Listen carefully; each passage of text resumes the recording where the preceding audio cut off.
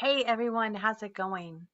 It's Adrienne Lopez, Integrative Awareness Coach. For those of you that might not know me, or this might be your first time listening to my podcast. This week's episode is entitled Ground Zero. And as you may know, for those of you that are that have heard my podcast before, usually my topics that I share each week are related not only to my own inner work that I'm doing, because it's never separate from my coaching work that I do with individuals.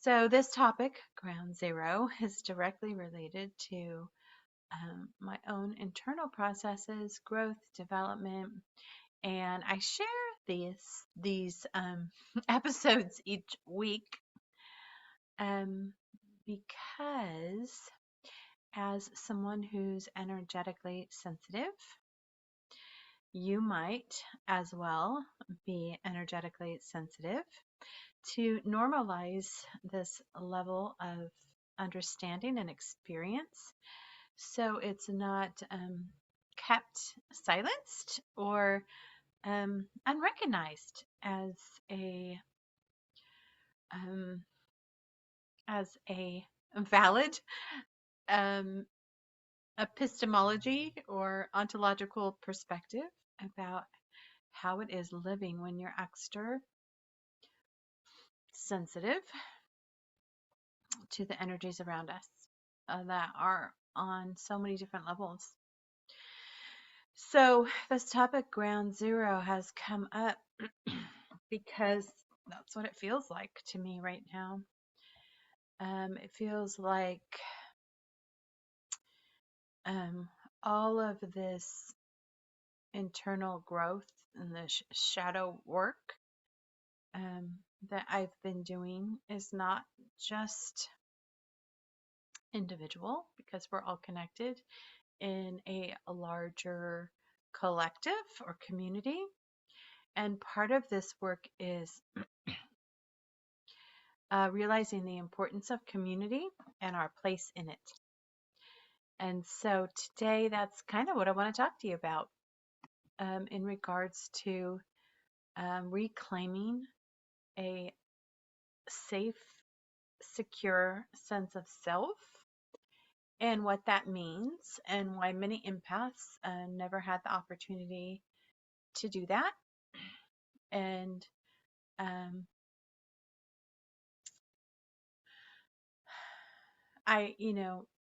everything in this 3D space is is a form of duality. So on the other side of empaths, you have what has been labeled narcissists, and it's a product of the same condition, not feeling safe in one's selfhood.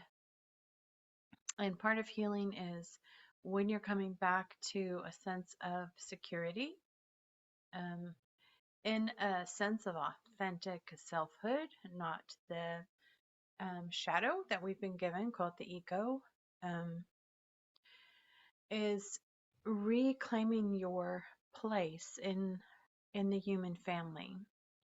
And it is reclaiming your right to have an equal seat at the table, to know that you have value, to be seen, to be received and appreciated in that value, because that's your light and it deserves to be recognized and seen as the gift that it is, and that there is more than enough for everyone.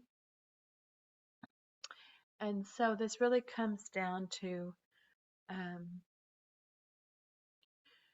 what I have called and what I do call the integration of awareness. And this is a, a process of, um, I guess the easiest way for me to explain it is to integrate unresolved emotions and energies back into our nervous system that have gotten stuck and then hardened into ways of being hardwired into our brain, which we now call our personality. Um, and so, um, I think probably going through my own self-healing journey, and then also being an educator and um, spending large amounts of time being educated regarding cognitive development, how the brain processes information or doesn't, learning um, disabilities or cognitive deficit deficits.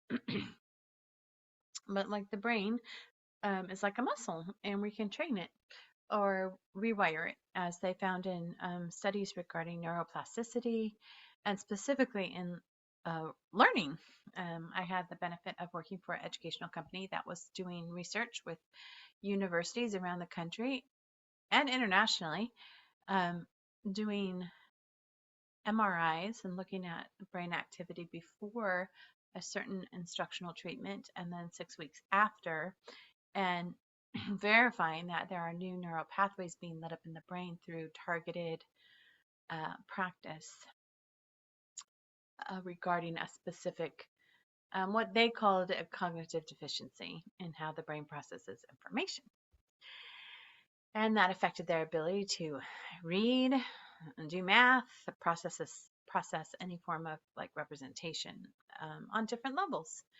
Um, and different types of deficiencies. But when you take this outside of a classroom and you look at like a larger picture of how the brain processes information and how um, it gets um, atrophied or fails to develop fully, some people can say, well, this is just a matter of inheritance. And it's true that these patterns do run in families, but they're also a product of emotional, um, psycho-spiritual state that really can't be separated. And it's unfortunate, as far as I'm concerned, that um, spirit is taken out of everyday life and put into religions and churches when it's actually it's our nature.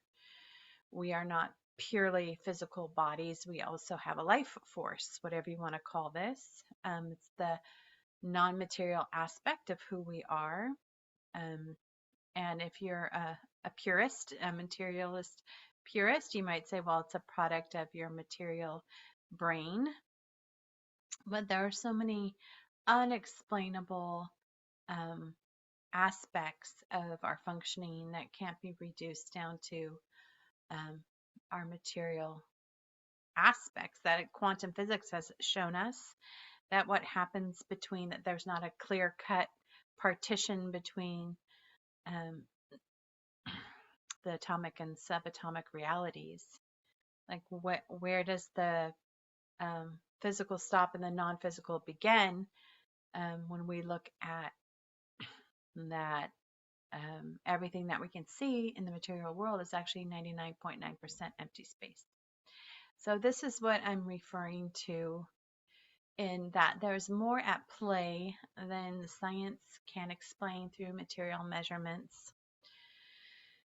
And I understand the desire and the need to distinguish, distinct domains of religion and traditions. And I'm not saying that that shouldn't be, or that that's not a necessity for people, or that's something that's really served people well. But it's also been a disservice because it's disconnected people from the holistic nature of who they are, and has made um, a distinction between um, the banal everyday life and the sacred. Um, when, um, for me, as a spiritual teacher and energy healer, see that there is no true partition between those two. So, not to get too far off topic, this idea of ground zero is getting to the place where um, the shadow self, this self that was produced out of not being safe, not feeling safe, not feeling secure, um, not feeling supported, um, not feeling a spaciousness to show up in the authenticity of your experience, and not having any social space to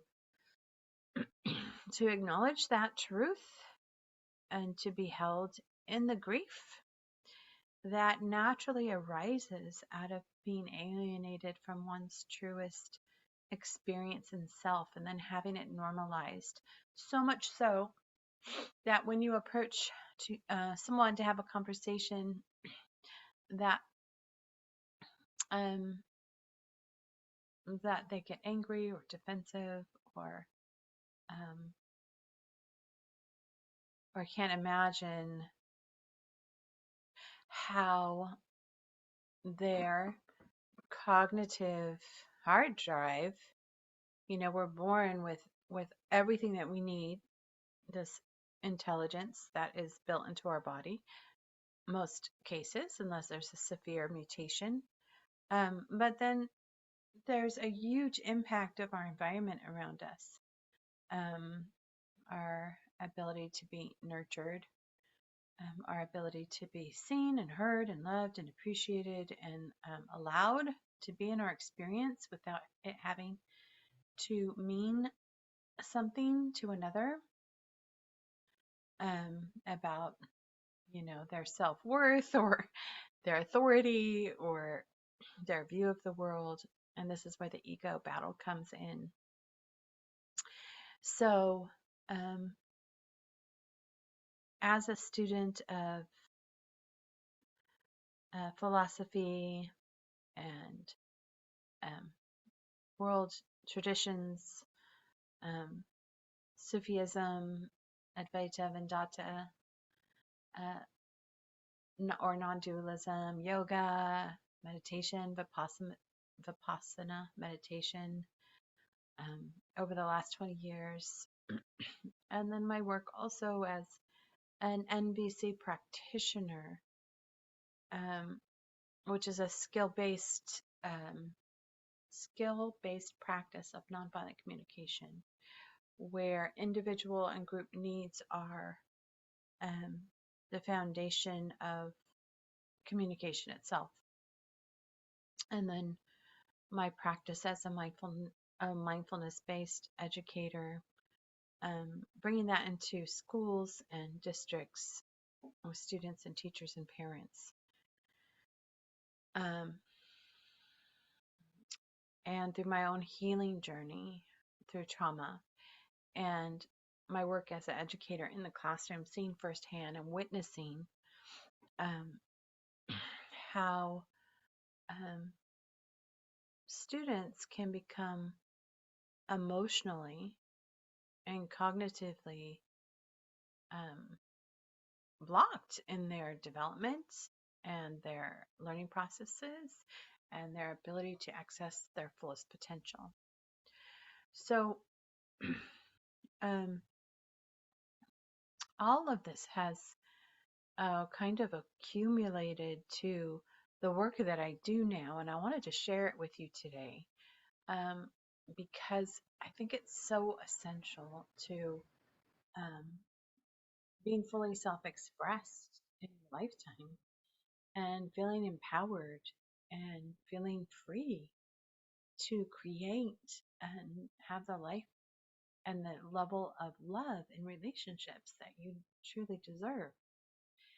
And why this has been so restricted for so many people, where they are experiencing suffering and conflict and very dysfunctional relationships, not being able to, um, develop a sense of self-worth and self-esteem, where they can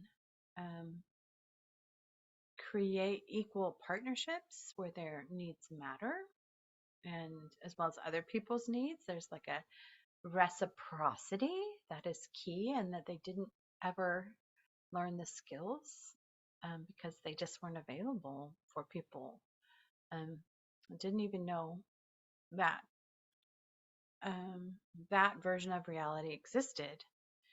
So, by using trauma informed theoretical and practical frameworks um, to address these internal, well, first internal and then relational conflicts, I work to create skills and insights to help individuals sustain and transform their level of intimacy in their relationships, first with themselves and then with others. And this is a multidisciplinary approach, and it pulls from my vast field of professional, formal experience working with um,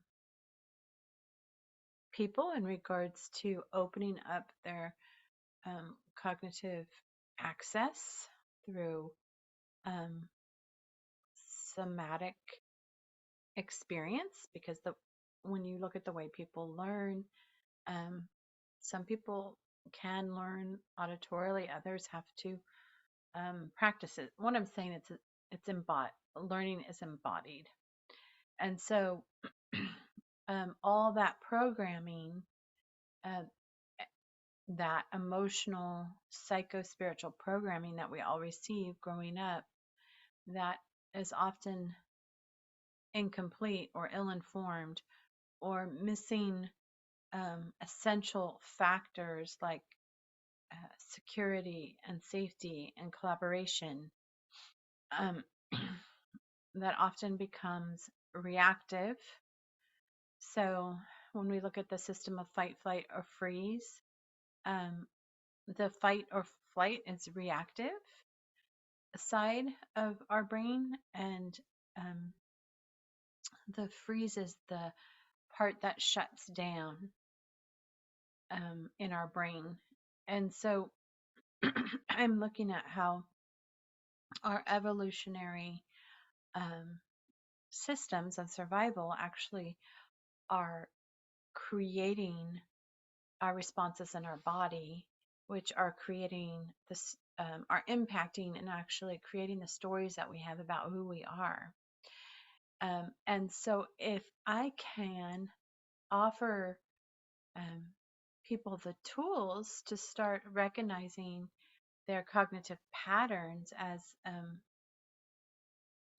evolutionary adaptive survival response, so people can begin to be at choice about how they're reacting, and then of course how other people are showing up in their lives. And this is happening, we develop this sense of self, this programmed hard that becomes hardwired, and then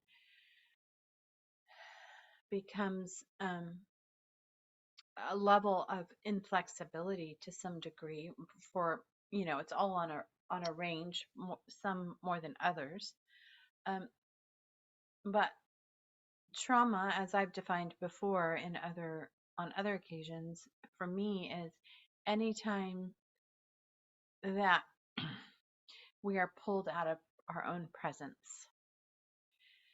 So anything that triggers us to not be present, whether we're pulled to the past or worried about a future, having anxiety about what hasn't occurred yet.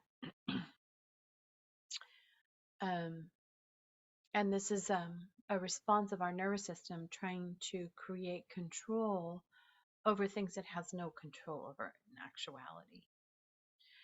So when we begin to educate ourselves about this, we can bring ourselves back to ground zero. And this is what I'm referring to. I've spoken about this a lot,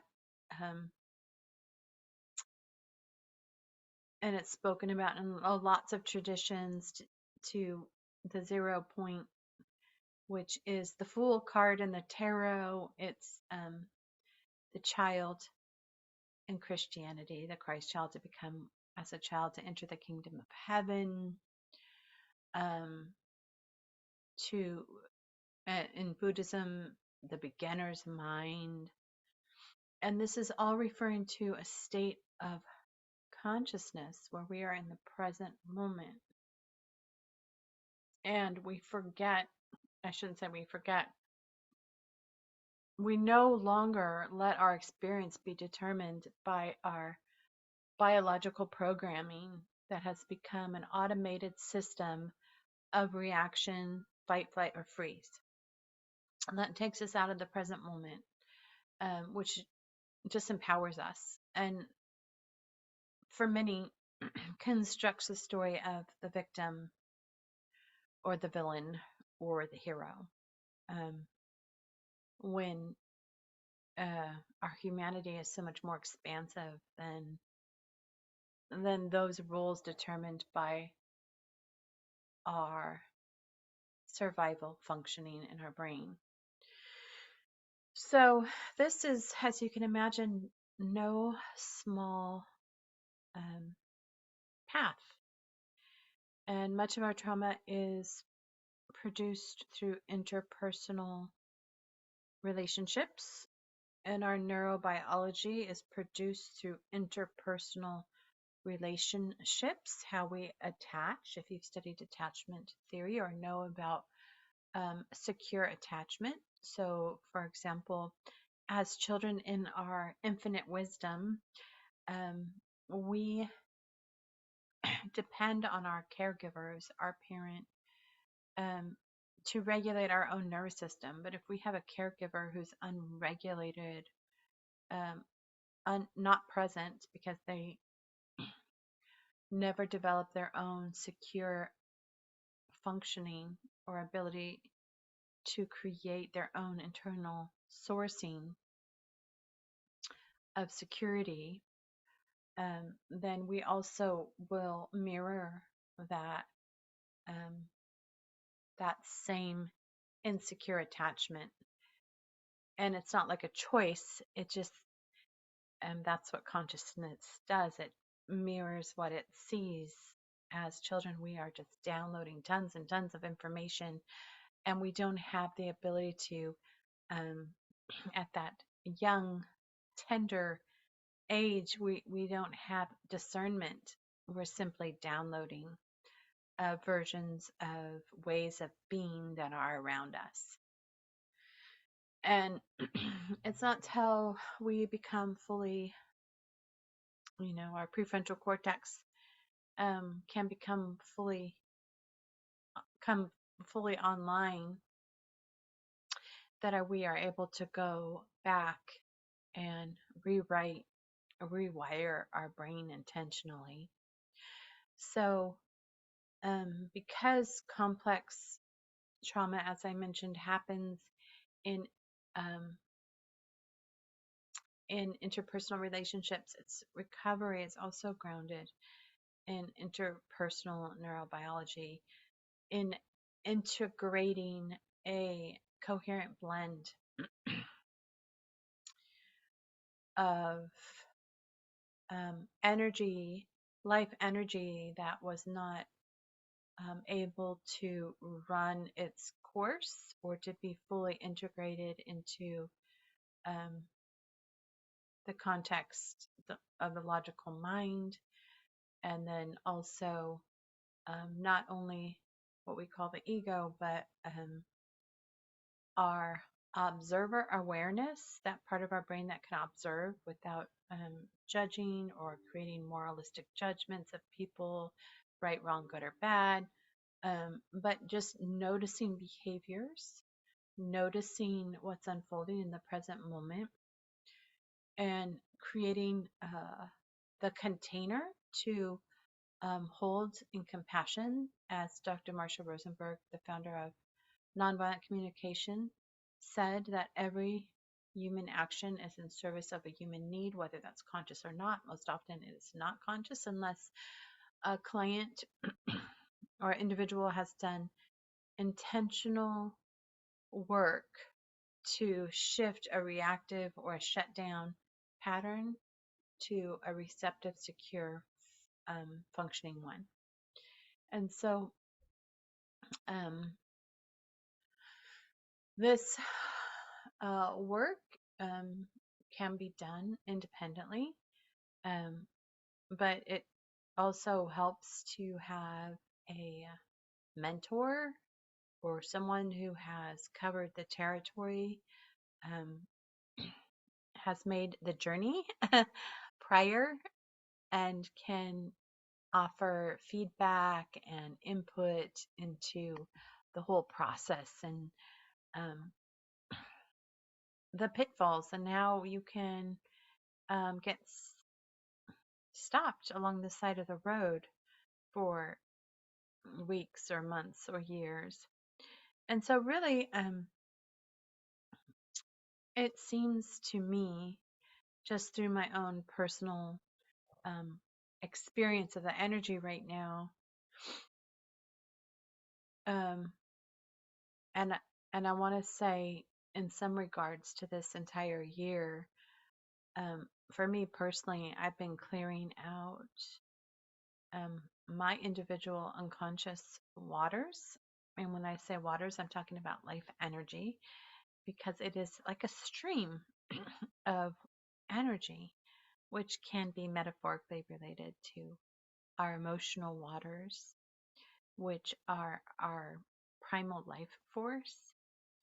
And for many of us, we weren't allowed to freely express our emotions without being um, judged or shut down or silenced. And so, one of the things that I've been looking at, especially, is, um,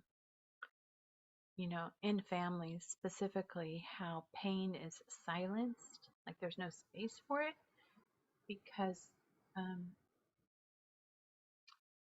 one, most people haven't learned the tools to hold another person's pain without making it about them or taking it personally.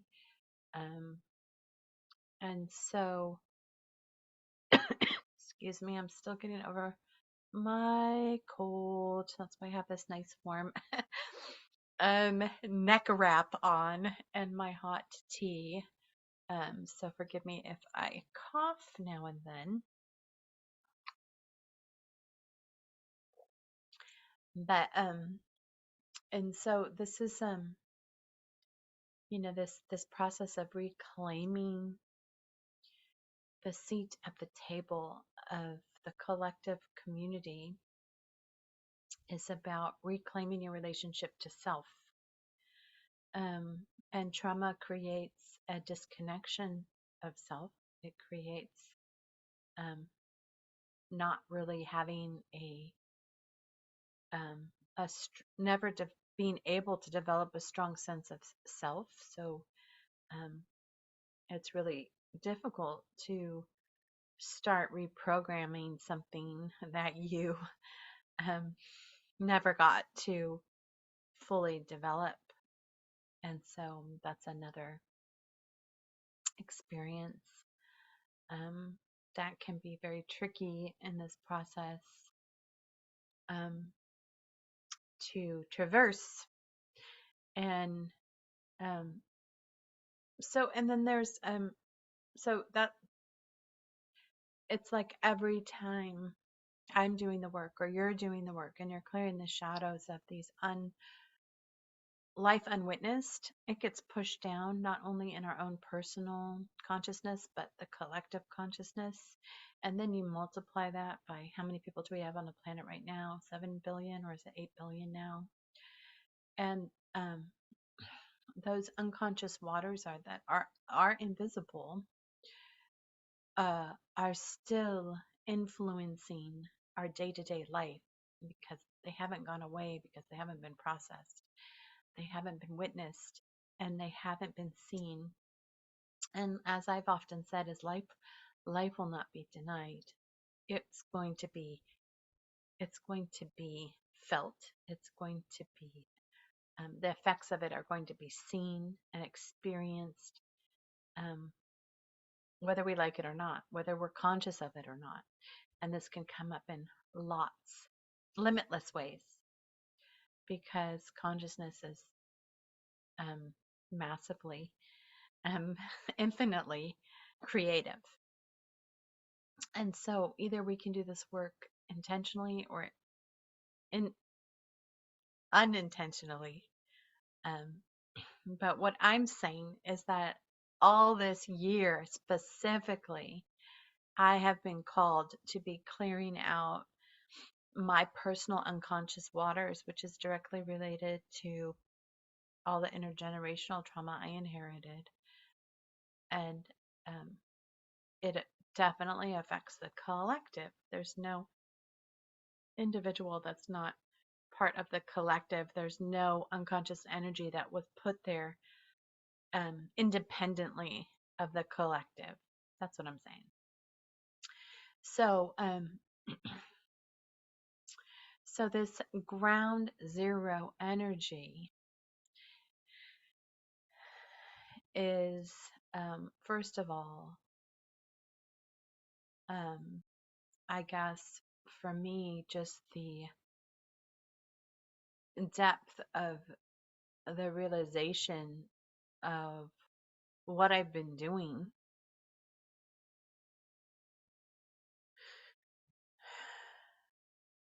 and the awareness that not everybody understands what I'm doing or can relate to what I'm doing. And largely in my birth family, they have no idea what I'm talking about. In fact, some of you right now may have no idea what I'm talking about. And some of you might feel like this is a drink of water, you know, a fresh breath of air. Like, the weight, the restriction of the psycho-spiritual pain as an extra sensitive person that we tend to carry as empaths. And that once we see this and once we acknowledge it for what it is, start taking personal responsibility for our impact and how it's affecting the people around us. And a lot of times this is purely energetic. You know, it doesn't necessarily have to be spoken about, especially um, to people that don't have the bandwidth for it. Like they're just not there yet, without making them wrong, without judging them, without trying to move them along down the journey if they're just not ready. Maybe that's not their path at this time. And then to have a deep compassion um, without trying to fix or change anyone, without trying to make anybody wrong, without blame or shame or guilt. And that's the real challenge of being and living from ground zero. It's a level of taking responsibility for your experience and letting other people have their experience, whatever that may be, and realizing that that it's all okay. All of it is essential to this process of awakening. So that's what I wanted to share with you. I'm going to leave it there for today. If I'd love to hear any of your comments or questions, as usual, and any recommendations or suggestions you have for future topics. How are you doing with this process? What is your experience? What are you going through? What are you noticing? Not only if you're a sensitive, maybe you are and you never thought about it that way. Let me know. I'd love to hear your feedback and hear about your experience because it informs my practices and the work that I do as well. And I'm going to be putting together a New Year's end of the year event, which I will be posting on my Facebook page and my Instagram page and probably somewhere else. So I will inform you about the dates and the times and invite you to come. All right. Until next time, please remember what a valuable treasure you are, and bye for now.